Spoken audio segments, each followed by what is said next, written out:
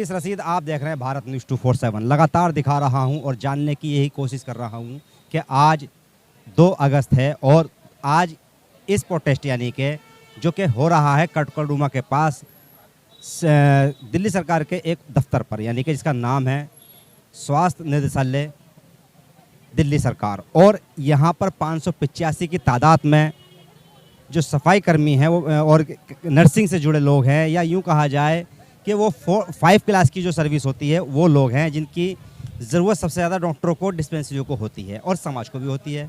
कल मैंने लगातार कोशिश की थी ये इनके बीच में जानने की कि भाई आप लोगों की ज़रूरत कितनी है समाज को। साथ ही साथ जिस समय ये खबर चली तो असर भी होता हुआ दिखाई दिया और यहाँ पर भारतीय जनता पार्टी के आप नेता देख सकते हैं कि किस तरह से समर्थन देने के लिए आने शुरू हो गए। मैं थोड़ा जानना चाह रहा हूँ, अभी तो हमारी दिल्ली गवर्नमेंट की तरफ से हमें कोई आश्वासन, कोई बढ़ावा नहीं मिला है।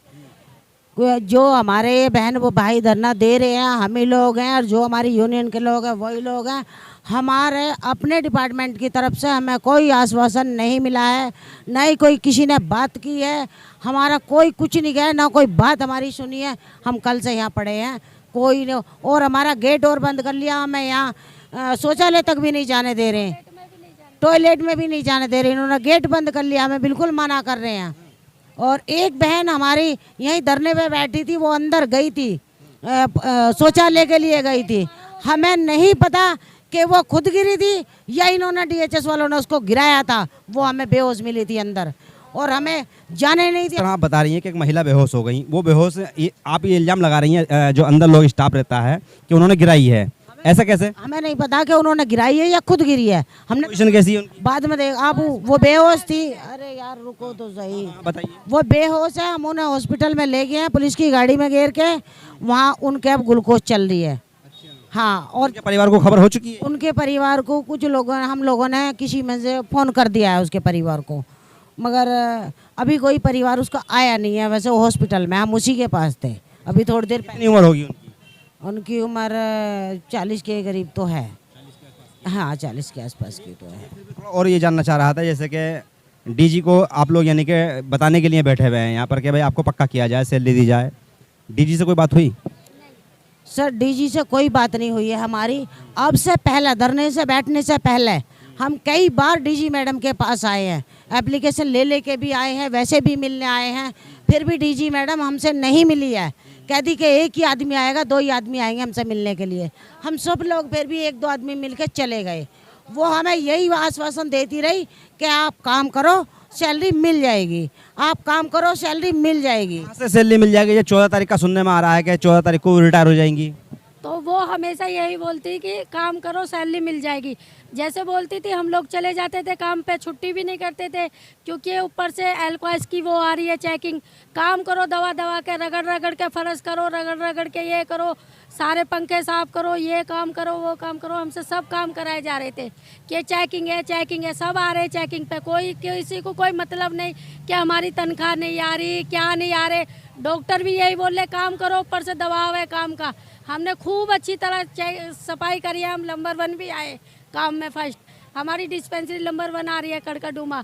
खूब मेहनत करी है मैंने, रात दिन रुक रुक के, रगड़ रगड़ के जूनों से डिस्पेंसरी में। मेरी छोटी सी बेटी है, मैं उसे छोड़ के आती हूँ। 2 दिन से मुझे बुखार हो रहा, फिर भी मैं बुखार में आ रही हूँ, दवाई भी ले रही हूँ, और फिर भी मैडम हमारी कुछ नहीं सुन रही। बताओ हम कहाँ जाएँ बच्चों को छोड़ के? ये सवाल बड़ा है कि कहाँ जाएं।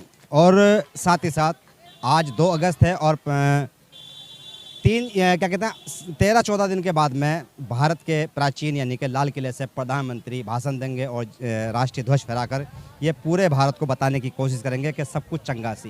क्या ये बताएंगे भारत के प्रधानमंत्री कि यहाँ पर 585 जिसमें महिलाओं की संख्या ज़्यादा है धरना यानी कि प्रोटेस्ट कर रही हैं, वो भी राजधानी दिल्ली के अंदर। क्या नाम है आपका? मेरा नाम चाहत है। चाहत, थोड़ा ये जानना चाह रहा था कि आप कल भी आई थी प्रोटेस्ट में? हाँ जी, मैं कल भी आई थी। तो आप लोगों की जो मांगे हैं, कोई लग रही है उम्मीद कि भाई आगे सुनवाई बढ़ रही है, नहीं बढ़ रही है?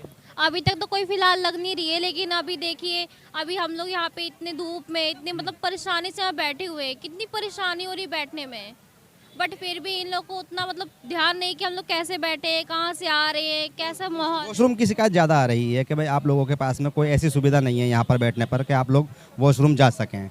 महिला हैं आप, मैं समझ सकता हूँ। तो कोई अंदर बात हुई है, कोई झगड़ा वगैरह भी हो रहा है इस चीज़ के? अभी एक मैडम गई थी अंदर, तो वो बेहोश होगी गिर गई। अभी तक उन्हें होश नहीं आया हुआ है। और बताया गया है कि मतलब वो बहुत ही खराब कंडीशन में है वो। तो अभी पता नहीं क्या होगा, भगवान करे वो तो सही सलामत आ जाए दोबारा।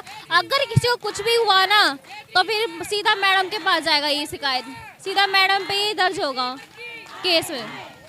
जी हाँ, सैलरी नहीं मिल रही, बच्चों की पढ़ाई नहीं हो पा रही है। फिर भी आप कहाँ पर जॉब करती हैं?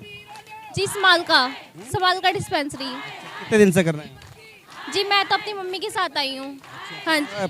ये भी एक बड़ी चीज़ है कि भाई परिवार से भी यानी कि लोग आने शुरू हो गए हैं। अक्सर कहा जाता है कि भाई जो सैलरी है वो एक आदमी कमाता है और पूरा परिवार बैठ के खाता है।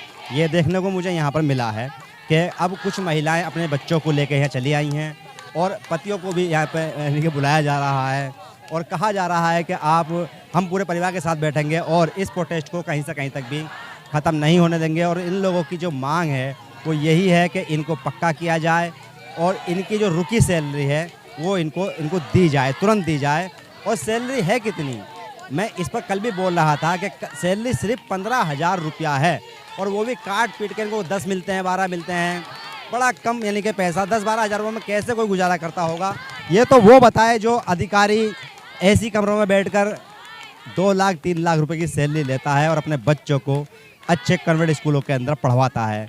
ये लोग कैसे गुजारा करते होंगे। और ये 15,000 रुपये की सैलरी के लिए लगातार प्रोटेस्ट कर रहे हैं, परिवार के साथ यहाँ पर पहुँच रहे हैं।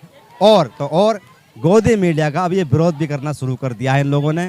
गोदी मीडिया का ये बहिष्कार कर रहे हैं। क्योंकि कहीं से कहीं तक भी इनको टीवी जो नेशनल मीडिया जिसको कहा जाता है वो नहीं दिखा रही है।